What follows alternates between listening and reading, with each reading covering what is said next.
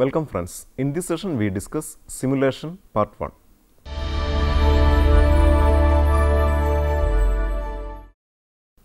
Simulation is the imitation of the operation of a real world process or system over time. A computer simulation is a numerical technique to model a real life or hypothetical situation on a computer so that it can be studied to see how the system works. This involves certain types of mathematical and logical models that describe the behavior of the system. By changing variables in the simulation, predictions may be made about the behavior of the system. It is a tool to virtually investigate the behavior of the system under study.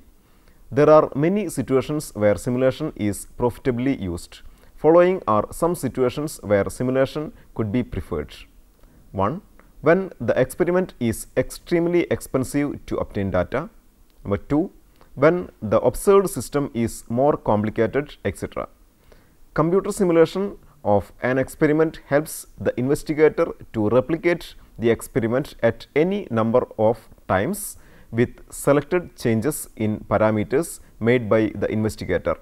One of the demerits of simulation is it only provides statistical estimates of the results we require rather than exact results.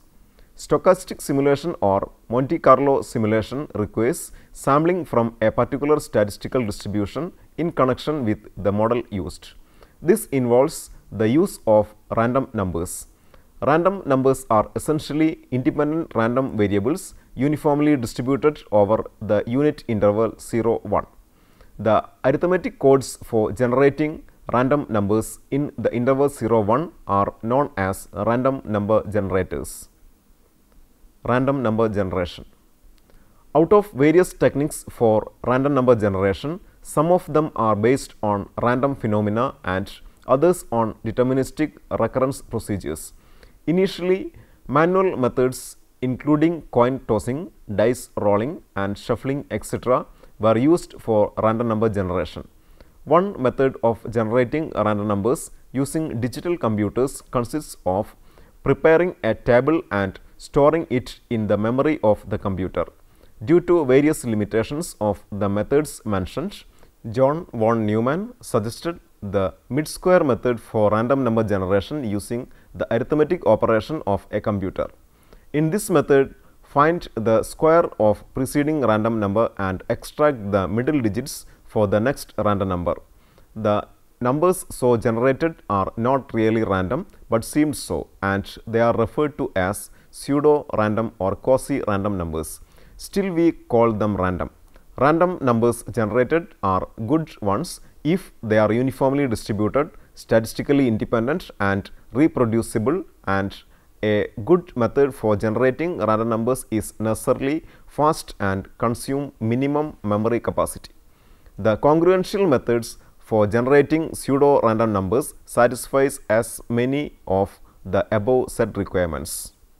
Congruential generators.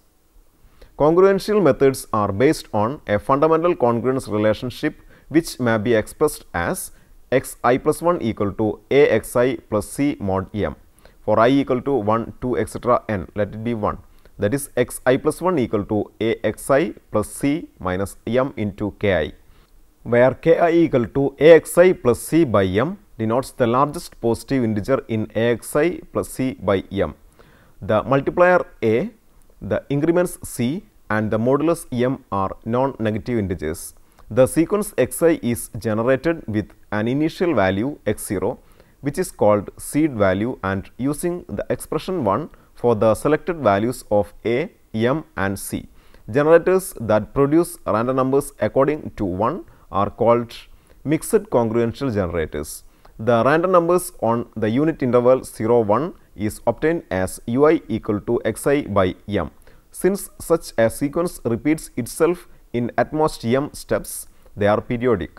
For example, when a equal to c equal to x0 equal to 3 and m equal to 5, then the sequence obtained from the formula xi plus 1 equal to 3xi plus 3 mod 5 is xi equal to 3, 2, 4, 0, 3 with a period 4. It is to be noted that xi less than m for all I. Let p be the period of the sequence. When p equal to m, the random number generator is said to have full period. Since most computers utilize either a binary or a decimal digit system, m is selected as 2 raised to beta or 10 raised to beta respectively, where beta denotes the word length of the particular computer. While m equal to 2 raised to beta, it is suggested that good statistical results can be achieved by choosing m equal to 2 raised to 35, a equal to 2 raised to 7 plus 1 and c equal to 1.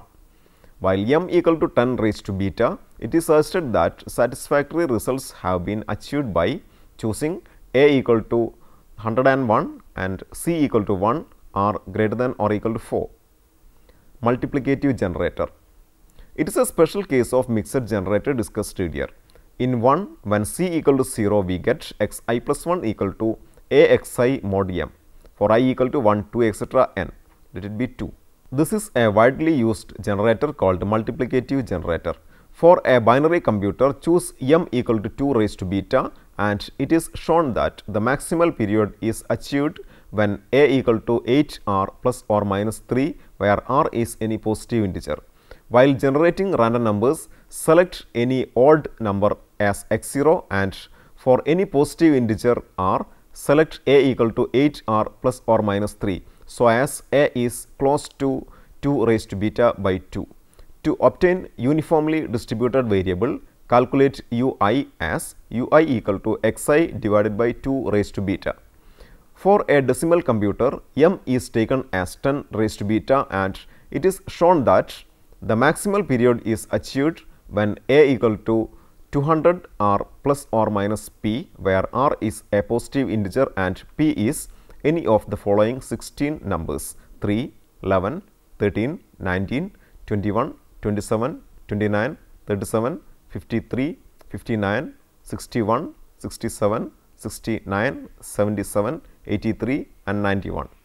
Here, while generating random numbers, select any odd number not divisible by 5 as x0. Additive congruential generator. Here, the successive numbers are generated by the expression xi plus 1 equal to xi plus xi minus k into mod m for k equal to 1, 2, etc. I minus 1. When k equal to 1, Fibonacci sequence is obtained, which is not satisfactorily random, but the statistical properties of random numbers improve as k increases. Since the sequence of pseudo random numbers produced by congruential generator is completely defined by the numbers x0, a, c and m, a satisfactory result is obtained by making a choice on these numbers using the following principles. Number 1, the number x0 may be chosen arbitrarily. 2, the number m should be large and better as the computer's word length. If m is a power of 2, when using a binary computer, pick a so that a mod 8 equal to 5. If m is a power of 10, when using a decimal computer, choose a so that a into mod 200 equal to 21. 4. The multiplier a should be larger than root m, preferably larger than m by 100, but smaller than m minus root m. 5.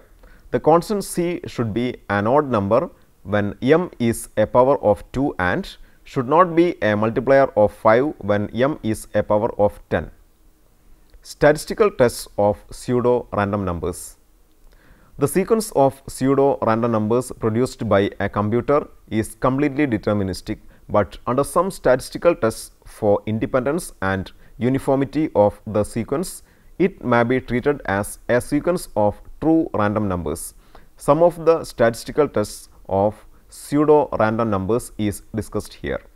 1. Chi-square goodness of fit test. Let x1, x2, x3, etc. xn be a sample drawn from a population with the unknown distribution function fx of x. To test the null hypothesis h0, fx of x equal to f0 of x for all x, where f0 of x is a completely specified distribution function, against the alternative h1 fx of x not equal to f0 of x for some x. Assume that n observations have been grouped into k mutually exclusive categories, and nj and pj0 are the observed and expected numbers of observations in the jth category for j equal to 1, 2, etc. k when h naught is true. The test statistic considered is y equal to summation j from 1 to k nj minus n pj0 the whole square by n pj0, where summation over j from 1 to k nj equal to n. Y follows chi-square distribution with k minus 1 degrees of freedom for large n.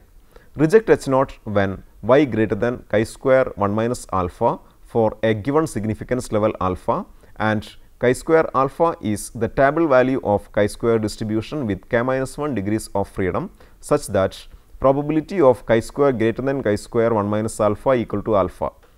To test uniformity, divide the interval 0, 1 into k non-overlapping sub-intervals of length 1 by k, so that n pj0 equal to 1 by k.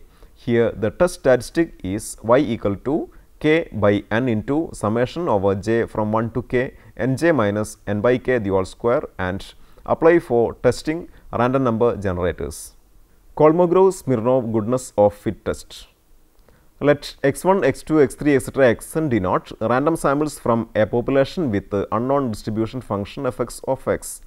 The sample distribution function denoted by fn of x as fn of x equal to 1 by n, that is equal to 1 by n into summation over I from 1 to n I minus infinity x of x I, where I minus infinity x of x is the indicator random variable, that is I minus infinity x of x equal to 1 if minus infinity less than x less than or equal to small x and equal to 0 otherwise. For fixed x, fx of x is itself a random variable since it is a function of the sample. Glivenko-Cantelli theorem states that for every epsilon greater than 0, limit n tend to infinity, probability of supremum of minus infinity less than x less than infinity modulus of fn x minus fx of x greater than epsilon equal to 0. That is, the step function fn of x converges uniformly to the distribution function fx of x. Hence, for large n, modulus of fn of x minus fx of x is small for all values of x. Now, dn equal to supremum of minus infinity less than x less than infinity of mod fn of x minus fx of x, which measures how far fn of x deviates from fx of x, is called Kolmogorov-Smirnov one sample statistic. Kolmogorov-Smirnov proved that for any continuous distribution fx of x, limit n tend to infinity, probability of root n dn less than or equal to x, that is equal to 1 minus 2 into summation over j from 1 to infinity minus 1 raised to j minus 1 exponential of minus 2 j square x square, that is equal to h of x. The function h of x has been tabulated, and the approximation was found to be sufficiently close for practical applications so long as n exceeds 35. The cumulative distribution function c df h of x does not depend on the one from which the sample was drawn. That is, the limiting distribution of root and dn is distribution free. Hence, dn is used broadly as a statistic for goodness of fit. Consider the random sample x1, x2, x3, etc. xn, and to test h naught, fx of x equal to f naught of x, where f naught of x is of uniform distribution over 0, 1. For a good random number generator, h naught is accepted, then root n dn equal to root n supremum of minus infinity less than x less than infinity of mod fn of x minus fx of x is approximately distributed as the distribution function h of x. If the given set is a bad random number generator, fn of x will tend to be near the true distribution function fx of x rather than near f0 of x, and consequently supremum of minus infinity less than x less than infinity mod fn of x minus fx of x will tend to be large. Hence, it is reasonable to reject h naught if supremum of minus infinity less than x less than infinity of mod fn of x minus fx of x is large. The Kolmogorov-Smirnov goodness of fit test with significance level alpha reject H naught if and only if root and Dn greater than x1 minus alpha, where x1 minus alpha is obtained from the table of h of x.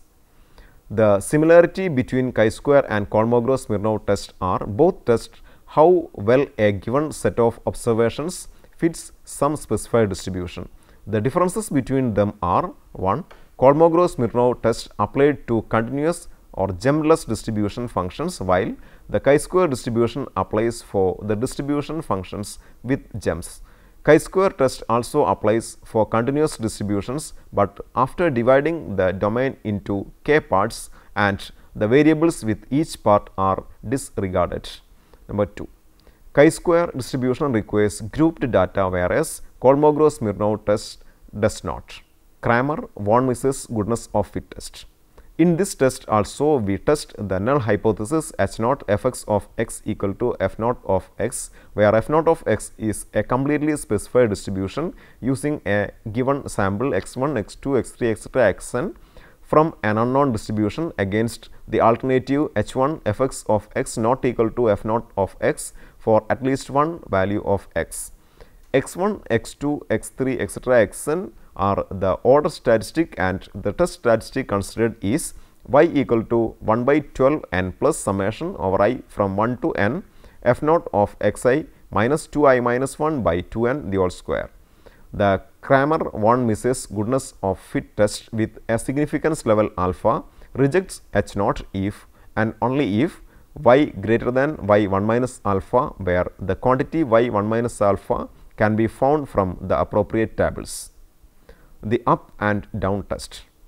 In this test, the magnitude of each element is compared with that of the immediate predecessor in the given sequence. If the next element is larger, it is considered as a run up; if smaller, a run down. Consider the sequence 0.4, 0.5, 0.3, 0.4, 0.3. The sequence start with a run up of length 2, that is 0.4, 0.5, followed by a run down of length 1, then a run up of length 1 and a run down of length 1. If we denote run up by 1 and run down by 0, the above sequence is represented by the symbol of runs as 1, 1, 0, 1, 0. A decision concerning the pseudo random number generator is based on the number of length of the runs. A large number of long runs should not occur in an eligible set of random sample. The test rejects the null hypothesis if there are at least r runs of length L or more, where both r and L are determined by the desired significance level. The expected numbers of occurrences of runs in a truly random sample are 2 n minus 1 by 3 for total runs, n plus 1 by 12 for runs of length 1, 11 n minus 14 by 12 for runs of length 2. The test of randomness also can be done based on the total number of runs, whether up or down, irrespective of their lengths, with the test statistic z equal to u minus of 2n minus 1 by 3 divided by 16 and minus 29 by 90 raised to 1 by 2 follows standard normal distribution. Gap test. The gap test is for the randomness of the digits in a sequence of random numbers. Let u1, u2, etc. un be such a sequence. Any subsequence of uj, uj plus 1, etc. uj plus r of r plus 1 numbers represents a gap for the length r if uj and uj plus r lie between alpha and beta, where 0 less than or equal to alpha less than beta less than or equal to 1, but uj plus I for I equal to 1, 2, etc. r minus 1 does not. For a true sequence of random numbers, the probability of obtaining a gap of length r is derived as p of r equal to 0.9 raised to r into 0.1. A chi-square goodness of fit test based on the comparison of the expected and actual numbers of gaps of length r may again be used. Maximum test. Let yjk equal to maximum of uj minus 1 into k plus 1 etc. ujk for j equal to 1, 2 etc. and be a sequence of n k tuples. It is proved that if the sequence u1, u2 etc. u and k is from uniform distribution in the interval 0, 1, then y1 k, y2 k etc. y and k is also from uniform over the interval 0, 1. To check whether or not u1, u2 etc. u and k is a true sequence of random numbers, chi-square or the Kolmogorov-Smirnov test to the sequence yjk for j equal to 1, 2 etc. n can be applied. Now, it is the time to summarize. The method of simulation is introduced in this module. Computer simulation requires generating random numbers. Various types of random number generators are explained in this module. Methods for testing random number generators are also explained. Before moving to the next session, try to answer the following questions. Question 1. Given the two conditions that C is odd and A mod 4 equal to 1, prove that they are necessary and sufficient to guarantee the maximum length period in the sequence x I plus 1 equal to A x I minus C mod m when m equal to A raised to e for e not equal to 2. Question 2. Prove that the sequence x I plus 1 equal to A x I minus C mod m with m equal to A raised to e for e not equal to 2, e greater than 3 and c not a multiple of 2 and not a multiple of 5 will have a full period if and only if A mod 20 equal to 1. Question 3. Find the minimum sample size n required such that probability of d n less than 0.05 greater than or equal to 0.95. The books for your reference are R.Y. Rubinstein, Simulation and the Monte Carlo Method, John Wiley, 1981.